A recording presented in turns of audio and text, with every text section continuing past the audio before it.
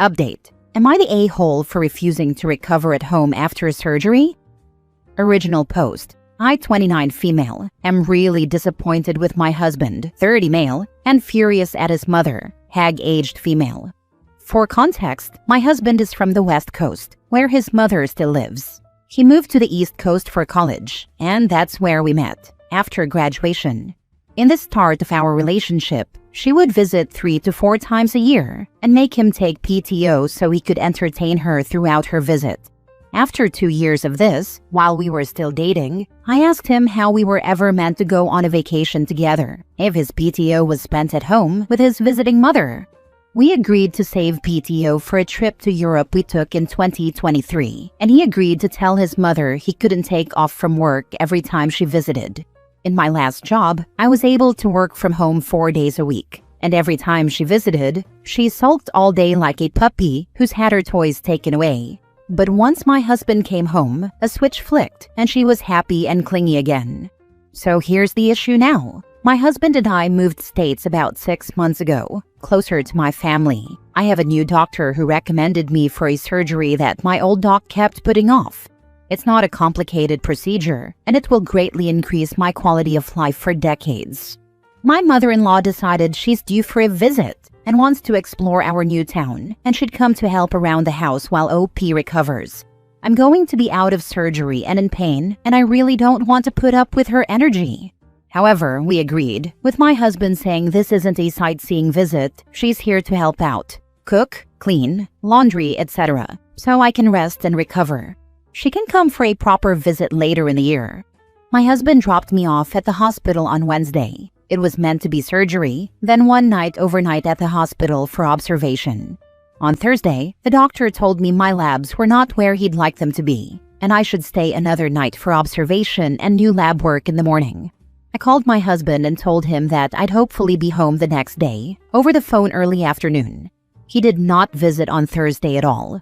On Friday, I was discharged and called my husband to tell him that I'd be ready in about an hour.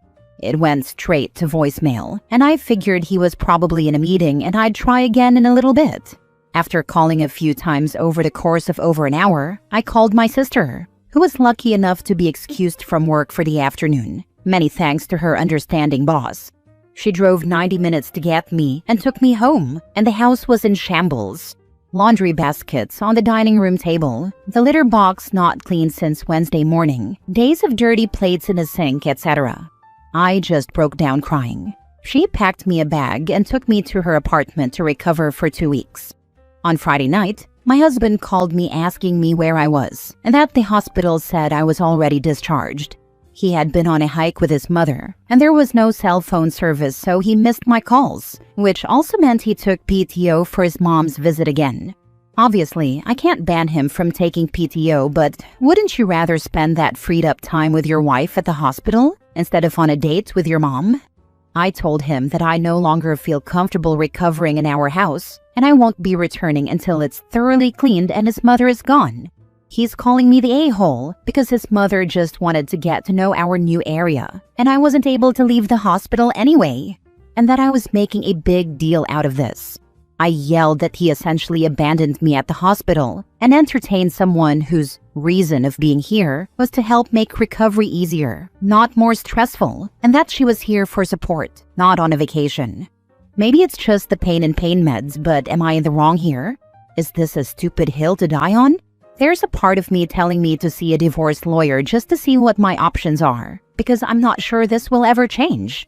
I know this is going to sound incredibly selfish, but I want kids, but I now don't see myself having any with my husband in the foreseeable future.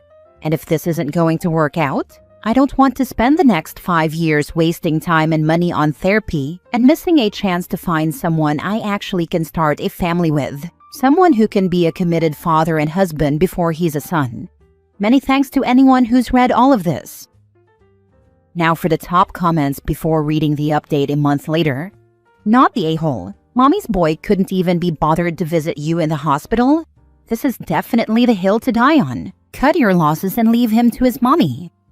Exactly. Didn't visit, and then went out of contact when there had already been a complication. What was his plan if those labs that needed to be watched had turned to needing to contact next of kin?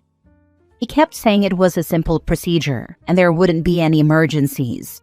It was a simple but invasive surgery. It's not like I had a mole removed. Your husband dropped you off? Not the a-hole. My mother had 95 surgeries in her lifetime. My dad was at the hospital for all 95 of them. Stay at your sister's house and have her get your stuff. This is the mountain to die on. Now for the update. Hi all, I posted a month ago about my husband basically abandoning me at the hospital to entertain his visiting mother. I thought I'd post an update. We're done. I'm still at my sister's place, and my boss is letting me work remotely due to the commute. But I have an apartment I'm moving into in July. That's a 10-minute drive from my job. Thank you to everyone who responded. It was a bit overwhelming. I went into defensive mode and thought I had put my husband in a bad light, but you all really slapped the rose-colored glasses off me. We spoke on the phone every day the first week I was away. He asked his mother to leave ASAP so I would feel comfortable coming back home. After a week, I told him I still needed space and that I was coming the next day to grab more things. Once he saw that I had an empty bag and my sister brought 2 empty pieces of luggage, he realized I was taking a lot because I wasn't planning to come back soon. He asked to talk, and I figured we should get it done and over with. I told him we needed to separate. He tried to argue that his mother only visits a few weeks out of the year and that things are great otherwise. I told him that the issue is he expects me to be okay during those weeks with him ignoring my feelings to cater to hers. I said things don't magically go back to normal once she leaves. There's resentment towards him for weeks for doing it again, and self-hatred for me allowing it to happen again. He has to go back to couples therapy. I told him it didn't work last time. We had a great therapist who helped him put boundaries in place and be able to deliver consequences when his mother overreached. But as soon as she'd arrive, she'd break one boundary, he'd let it pass, and then she had carte blanche to stomp on them all. And when I tried to reinforce them, I'd get no support and I'd be the bad guy. Here's where I may have been a bit mean. I told him I'm turning 30 this year and I want to start a family. But I can't see starting one with him. If he can't put me first when I'm just out of surgery, why would I think he'd put our children first? I reminded him that his mother is retiring in less than 10 years. What happens when she decides she's frail and lonely? I asked him if he'd move her in whether I was okay with it or not. He replied, I'm all she has. It really hit me then. This was not the life I thought we were building together. It was not the life I wanted or could settle for. He asked if he was really that bad of a husband. I sorta lied and said, no, but you're just not the husband I need. I told him he either needs a wife who's okay with being the side piece in his relationship with his mother, or no wife at all. I left with my sister, and 10 minutes into the ride back to her place, his mother called me. I sent it to voicemail. I started laughing, and my sister asked what was so funny. I said the first thing he did was call his mommy and tattle on me for leaving. Papers have been served, and it's been pretty amicable so far. Fingers crossed. Good for you for standing up for yourself. Thank you. It was a long time coming. I pity him a little. She has put her claws into him so deep that he'll never be able to live his own life and form meaningful relationships with people other than her. Good for you to realize what that would mean for your marriage and walking away. I kind of pity him too. I don't think he'll ever have a healthy relationship with any woman in his life. If he ever asks again whether he was really that bad of a husband, please don't sugarcoat it. Be honest, even if it's brutal. You owe it to yourself to stop carrying the emotional weight of his actions. Let him sit with the truth. He won't grow from kindness that shields him from accountability, and you won't heal by bottling up everything he made you endure. Tell him exactly what it felt like to be treated as second place to his mother. Don't protect his ego at the expense of your peace. Free yourself. Let it all out. Next story. My father-in-law called my parents and said to leave my wife and I alone for a while. So my wife and I had a baby about a year ago, so it's been some time, I know. My wife wanted her family over all the time at the beginning, which was fine, but I felt like things were not as fair and balanced as I'd like. Her family was over every single day the first week that the little one was born. My family? They weren't allowed, said my wife. She needed time with her family first and not strangers. Which obviously hurt because strangers? Really? So fast forward, and my parents were bringing us dinners the second week. A couple of times my dad showed up unannounced because he wanted to bring by some things he thought would be helpful. Mind you, this is literally 2 times max when I'd get home after work the previous week and be greeted by my wife and her entire family. With this, my wife told her dad she felt overwhelmed, and her dad called my dad and said they, my family, needed to give us space. After hearing about this, I absolutely lost it on my wife. By that point, the balance between family was non-existent, and anytime I tried to have a say, I was told, "You don't know what it's like. You didn't give birth."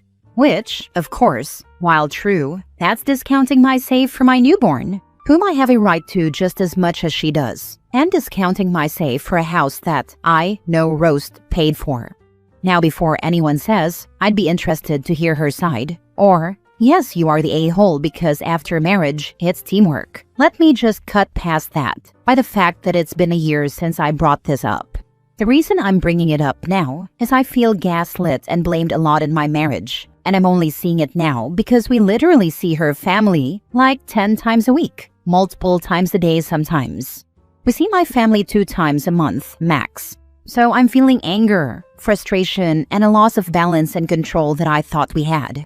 When I brought this to her attention, she said, "I don't know what to tell you. It doesn't need to be 50-50.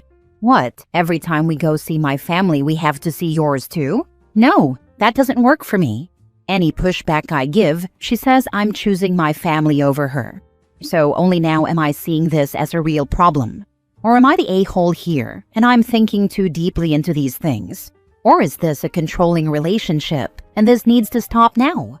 Help, please. Now for the top comments. Not the a-hole. I would suggest marriage counseling. She's too enmeshed with her family right now. If things don't change, will you stay in this marriage? In-laws can ruin a good marriage. Therefore a man shall leave his father and mother, and shall cleave unto his wife, and they shall be one flesh. You're right, but you're missing the point. This isn't an in-laws thing. This is a wife and mother thing. She is setting the tone for this whole issue, and she is deliberately working and downplaying her husband here. Tell her that she can either make an effort for it to be closer to 50-50 now, or you can make it 50-50 custody. Then your child will see your family during your half of the time. If I had my husband's family in my home every day, I would have to get a divorce. Not the a-hole. If your wife won't do anything, then you need to. Tell her parents that you're feeling like you have no privacy with them over all the time, and you'd appreciate it if they limited their visits to once or twice a week. This will make you the bad guy, but your having no say in your own relationship is horse crap, as is your wife's attitude about it. Last story. Am I the a-hole for lying about where I was going to college so my stepsister wouldn't follow me? My mom married her husband Mike when I, 18 female, was 9. Mike had a daughter called Charlotte, who's the same age as me. My mom loved having another girl, and Charlotte never had a mom in her life, so the two of them bonded super fast, and mom was excited to have almost twins, which is what mom used to call us. Charlotte acts younger than she is, always has. She gets attached and wants to be with someone 24/7, and followed me around the whole time like she was a much younger sibling. She'd do the same with mom too.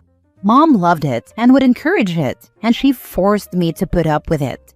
She scolded me regularly when I didn't want to spend time with Charlotte or when I was short with her. Mom told me Charlotte was my sister now, and I should embrace having someone who loved and wanted me around so badly. I tried to explain to my mom that having Charlotte follow me around and be forced on me 24/7 was making me dislike her and not want to give her a chance. But my mom told me that was a child's way of thinking about it, and 9-year-olds are big girls. Then when I tried to talk to mom about it at 12, she told me I was old enough to be mature and loving, and to know the true meaning of family is to love and appreciate those who treat us well, and Charlotte adored me and would do anything for me. I said that wasn't true, because she would not leave me alone. Mom hated that I wanted that. We fought a lot when I was 14 to 16, and then I learned to stop speaking to mom. What sucked most was I could talk to extended family and ask for them to try and talk to mom, but it didn't work. And my dad's gone, so I didn't have another parent to run to. I knew when I was 15 that my mom and Charlotte wanted us to attend college together, and they were planning to have us go to the same school. I tried to get Charlotte to understand that we needed the separation and we shouldn't base our schools on each other, but she was set on following me. My mom didn't support me either, and she made it a big deal that I wanted distance from Charlotte. So when college talk was happening more seriously, I lied about where I was applying to. I made sure all the schools I mentioned to mom and Charlotte were pretty far from where I was actually planning to go. Charlotte accepted where she and mom thought I accepted, but it wasn't. Before graduation, I moved into my paternal aunt's house to avoid the backlash that I knew would come. Now the truth is out there, and Charlotte's decided she's not going to college at all. My mom is furious, and she tried to shame me for the stunt of tearing our family apart. She told me I had a lot of making up to do, and I told her in reply that I don't regret my decision. I said my only regret is that I was forced to lie. Mom said nobody forced me to lie, and I said they did, by giving me no choice but to accept Charlotte following me. I told mom I knew either she or Charlotte would have sabotaged me if I openly applied to a school Charlotte couldn't attend. Mom told me I wasn't thinking of what was best for Charlotte, and as an afterthought, she said for me. I told her the best thing for Charlotte is no concern of mine. Mom said that wasn't kind and I should be kind. Mom asked my maternal aunt, as in her sister, to talk to me. My aunt did, and she told me she understood why I did what I did, but I should apologize and at least regret lying a little, because I interrupted Charlotte's plans with my actions. I told her I did not want to be in the same college as Charlotte, and I didn't want to be in the same state as her. My aunt said it was extreme to feel so strongly about it, instead of keeping my distance at college. She told me I lied so easily, and could have handled it in a far more mature way. She said communication is key. I asked her what good communication was, when my mom willingly ignores my communication attempts. Mom was furious when my aunt told her everything I said. I feel like while lying isn't ideal, or a first choice people should use, I feel like I was left with no other choice. Maybe I'm too close to judge this though, so I'm asking, am I the a-hole? Mom did Charlotte no favors by coddling Charlotte's neediness and codependency. Sadly, OP was right that since mom refused to address the codependency and criticized any attempts at independence, that she had no choice but to lie about where to apply for college. Notably, the mom didn't deny OP saying someone would have sabotaged their college choices had they been open and honest. Aunt is naive that if OP and Charlotte attended college together, that OP could somehow keep her distance, occasional classes together, room together, and how dare OP not eat together and exclude her from activities. Exactly, it would be a never-ending issue. Charlotte would try to make sure we were roommates. She would make sure she followed me around, and that I couldn't do too much without her. It would be suffocating, and I'd have to drop out.